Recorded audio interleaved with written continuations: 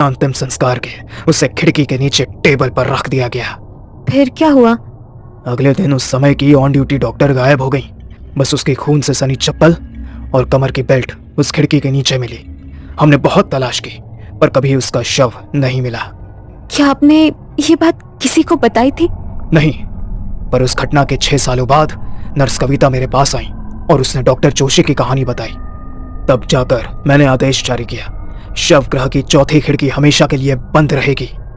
प्राची का चेहरा अब गंभीर था। वो जान चुकी थी कि ये खिड़की सिर्फ ईंट पत्थर की नहीं है, ये उसके दर्द की राह थी। वार्ड बॉय अजय को चौथी खिड़की की पूरी कहानी नहीं पता थी। एक रात ड्यूटी के दौरान उसने देखा कि खिड़की के पास बहुत धूल मिट्टी जमा है। बाकी कमरा साफ करने के बाद उसका ध्यान वहीं गया। उसने खिड़की की कुंडी खोली और झुककर सफाई करने लगा। जैसे ही उसने झाड़ू से खिड़की की जाली छुई, एक करंट उसके पूरे शरीर में दौड़ गया। कविता, इस खिड़की के पास से ठंडी सांस जैसी लग रही है, कोई है क्या? नर्स कविता बाहर कॉरिडोर में ही थी, लेकिन तब तक उसे कुछ महसूस नहीं हुआ। रात के 2:45 पर अचानक शवगृह से एक दिल दहला देने वाली चीख गूंजी। कविता भागती हुई अंदर पहुंची।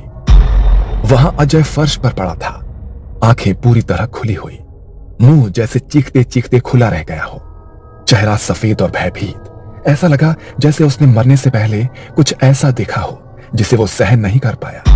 खिड़की की ओर देखा तो वहां एक लाल साड़ी में कोई औरत जैसी आकृति खड़ी थी। उसका चेहरा धुंध में छुपा हुआ था और अगले ही पल वो गायब हो गई। कविता सन्न रह गई। उसे समझ आ गया कि अजय ने वही गलती की थी जो पहले डॉक्टर जोशी कर चुके थे। प्राची डॉक्टर होने के साथ साथ थोड़ी आध्यात्मिक भी थी।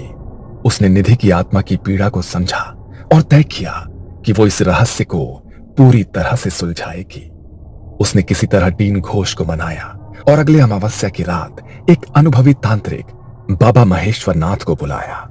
बाबा ने शवगृह की चौखट पर बैठकर तंत्र विधि की तैयारी शुरू की। लाल रंग की चंदन की रेखाएं, भस्म से घेरा और मंत्रोच्चार। प्राची ने अपनी जान की परवाह किए बिना चौथी खिड़की के सामने एक कैमरा लगाया और खुद विधि में शामिल हुई। जो आत्मा न्याय की प्यासी हो वो अब प्रकट होगी। डरो मत, सच को उजागर करना अब तुम्हारा कर्तव्य है। रात के 3 बजे खिड़की की जंजीरें खड़कने लगी और एक ठंडी हवा शवगृह में भर गई। कैमरे की स्क्रीन ब्लैंक हो गई। तभी प्राची ने सुना, मुझे न्याय दो।